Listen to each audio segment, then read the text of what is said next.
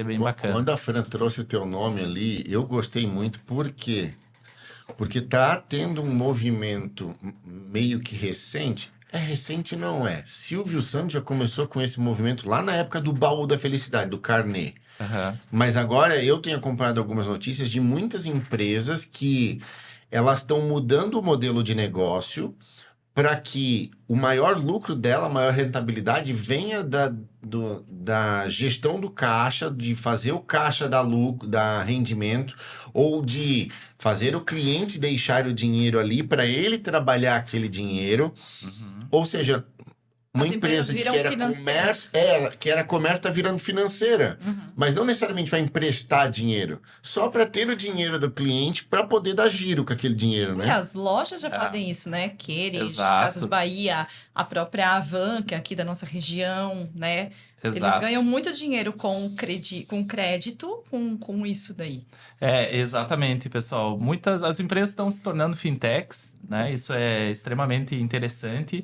E com o passar do tempo, à medida que a tecnologia acelerou, viabilizou muitos processos assim.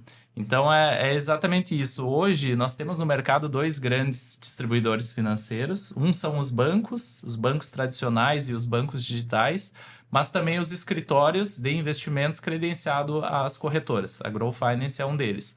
E o escritório, além dele ter acesso à tecnologia como um todo, ele traz de uma forma bem mais dinâmica todas essas funcionalidades. Ou seja, a gente consegue hoje mostrar para o cliente, tanto na pessoa física quanto cliente PJ, né? Todos os produtos e serviços que podem funcionar não só para ele, mas para a empresa dele.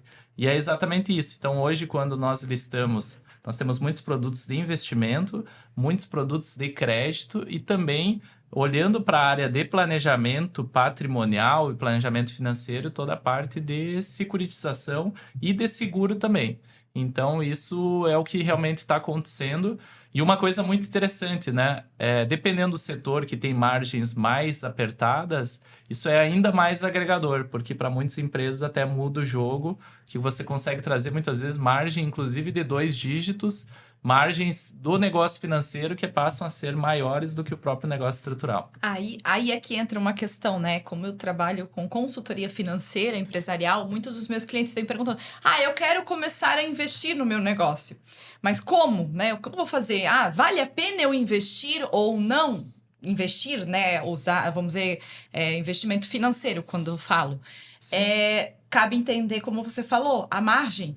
Muitas empresas, às vezes, elas têm uma margem de lucro muito alta. Então, às vezes, vale a pena tu reinvestir no negócio. É claro que tem que entender também o risco, né? Porque o risco de empreender é muito alto em comparação a determinados produtos financeiros. Aí depois tu vai falar um pouco mais sobre isso. Mas é entender realmente isso. Muitas indústrias, por exemplo, têm uma margem muito apertada de lucro. Que não vale a pena, às vezes, você colocar a sua empresa toda nesse risco e comprometer... E que às vezes você tem uma rentabilidade grande com risco às vezes um pouco mais baixo. Parte da tua sobra, né? Do teu caixa, deixar como investimento, como reserva. Isso aí. E a mudança do jogo, pessoal, acontece quando o empresário, principalmente a área financeira dele, né? Passa a entender o ciclo financeiro do negócio. Então, cada dia nós temos uma oportunidade de ter uma rentabilidade financeira. Então, hoje nós estamos com a taxa Selic a 15% ao ano, né? Isso vai dar aí em torno de 1,20%, 1,25% ao mês. A partir do momento que você recebe antes de pagar, dependendo do produto, dependendo do modelo do negócio, esse investimento desse caixa diário, ele já é uma rentabilidade extra que já é agregadora à margem estrutural do negócio. Então, a partir do momento que você entende, olha, qual que é o meu prazo de recebimento, qual que é o meu prazo de pagamento, quanto que eu posso investir, qual que é o custo da minha dívida. Então, realmente, você passa a olhar para os indicadores financeiros e passa a olhar a área financeira, não só com o quesito de pagar e receber, mas também com essa mentalidade de banco, de uma fintech, enfim. Então, com certeza muda o jogo total, né? Aí eu jogo uma pergunta para vocês dois. Eu, empresário, tô lá tocando meu negócio, caixa sobe, caixa desce, entra mais dinheiro, sai mais dinheiro. Quais são os indicadores que eu posso estar observando que eles vão me dizer assim, ok, é a hora de você investir um pouco desse dinheiro que está aí no giro? Eu sou bem conservadora, né? Eu gosto de que o cliente, antes de investir em algo assim que precise travar o dinheiro, um investimento que precisa deixar o dinheiro determinado tempo para ter aquele rendimento, tem uma reserva financeira primeiro. Né? Aí vai entender o seu negócio. 3 meses seria muito bom. De gasto fixo, por exemplo, a tua folha de pagamento está garantida, os teus fornecedores que tu já tem futuro garantido, toda a tua estrutura administrativa, às vezes aluguel, tudo mais, tu tem que estar com isso garantido, porque o que acontece? Às vezes o teu dinheiro tu vai travar ele lá para 3, 4 meses, 6 meses, dependendo da aplicação. E aí você vai precisar para pagar a conta. Aí muitas vezes você vai ter que recorrer a algum recurso, algum crédito, entra no cheque especial e tudo mais. Aí o teu rendimento já foi todo. Já Exato. era. Esse é um ponto super interessante, Thiago, que a Fran trouxe, né, do investimento como um todo. E tem um ponto anterior que nós falamos também, que é a parte do planejamento financeiro. Então, para você ter essa clareza da necessidade de caixa de curto, médio e longo prazo, é o primeiro financeiro fazer o tema de casa do fluxo de caixa. Então, o que você tem de liquidez e o que você precisa de liquidez. A partir do momento que você tem isso claro, curto, médio e longo prazo, monta-se a carteira de investimentos. E sempre o recomendado inicialmente para a empresa é estar líquido e estar em ativos de baixíssimo risco e de preferência que não tenha marcação a mercado. Então, por exemplo, de curtíssimo prazo, recomendados são as compromissadas, que eles têm um rendimento atrelado a CDI e não tem IOF, ou seja, é um dinheiro que você consegue girar sem ter a penalização da IOF, caso você vá sacar em menos de 30 dias, né? Um outro produto Aí a recomendado... compromissada, desculpa te interromper, mas para quem é leigo, porque tem muitas pessoas que não entendem essa parte dessa linguagem compromissada, vamos dizer quais são os tipos de produto? CDB? Isso, exatamente. RDB. A compromissada, ela está investindo em títulos, né? Títulos públicos e também em CDBs, produtos bancários como um todo. Só que ele é um produto que ele é incentivado ao ponto de que não é cobrado IOF. Então, por exemplo, nós temos um fundo de renda fixa de liquidez diária, que também funciona super bem para fluxo de caixa, mas do 0 ao 30, ele vai ser cobrado um IOF se for sacado naquele período. A partir daquilo ali, não tem o custo de IOF, mas é liquidez diária. Então, esse é um ponto, né? Olha, dado que eu vou precisar de X de caixa, eu vou deixar disponível aquele dinheiro num investimento de liquidez diária. Então, é justamente essa previsibilidade que nós conseguimos ter. Então, nós conseguimos montar um passo a passo realmente de regras, né?